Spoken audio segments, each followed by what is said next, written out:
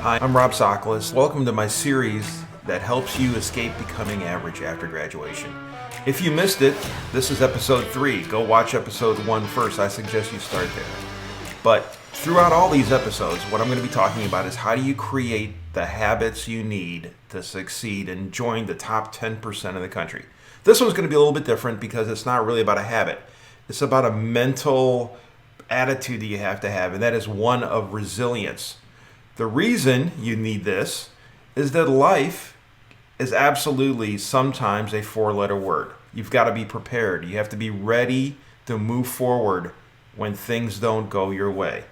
All of us wish that our lives would be fair, right? But there's going to be not fair moments. There always are. These moments will happen. They'll come unexpectedly. You're going to be sitting around and thinking things are perfect, but then suddenly things won't be. And this could be in your work life. This could be in your personal life. Lots of things happen and you just want to, just basically drop everything and just shout. That isn't fair. But you know what? School, believe it or not, was a lot fairer than real life because people are not paying attention to you very much. People are not grading your work. You don't have the beginning of a semester and an end of a semester and then you can move on, right? Life continues every single day. There is no break.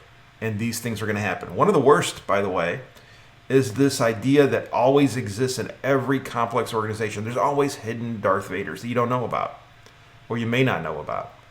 And they may absolutely do something behind the scenes that suddenly tarnishes your reputation. They say, oh, that person's not really good. And because that person that said that might be a senior vice president, all of a sudden your career is taking a bad turn and you have no idea why. You've got to be able to identify who these Darth Vaders are. It's usually not a secret. You just have to keep your ear on the ground and listen for them because the rumor mill will absolutely talk about them. And find a way to make sure that you're never their target, right?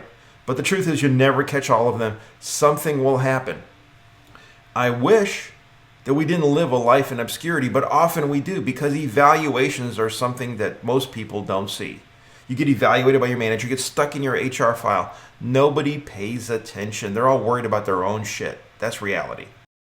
The only time they look in your HR file is when things aren't going perfectly. And usually that thing that they're looking up is then not perfect either. No one grades your work. It's not like school, right? And so therefore, you have these best moments that just go by. And you're like, damn it, nobody noticed. But the truth is, for you to succeed, don't get stuck. You've got to get over it. You've got to move forward. You've got to forgive. You may not forget, but you've got to forgive.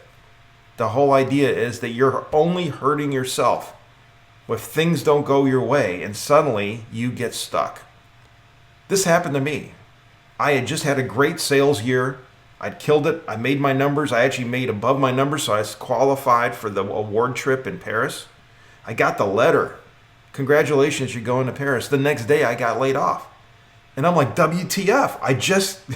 I had the letters in one letter in one hand and one letter in the other hand.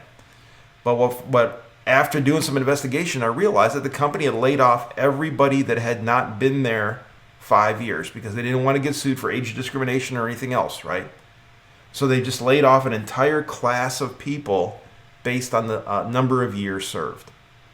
I could have gotten down. I could have been bummed out, or I could have jumped on, the next day and started sending out resumes and checking LinkedIn and figuring it out as fast as I possibly could. The point is, you've got to learn from your mistakes. You've got to learn from things that happen that you weren't expecting, right? You've got to learn from not fair moments. You've got to write it down too. But the whole point is, I don't know if you've ever heard this book, but Who Moved My Cheese is an incredibly thin little book that has sold millions and millions of copies. The point of that book is that the people that just move on, that move forward, that jump into action are the people that tend to succeed. And those that think too much and get down on themselves and get stuck are the ones that do not. That's an incredibly important lesson. Resilience is one of the things that you need the most to succeed in life. Subscribe below. Look forward to my next episode, which I believe is going to be how do you launch your career well. I hope you're there. And if you haven't seen episode 1 and 2, please go back and watch those. Thanks.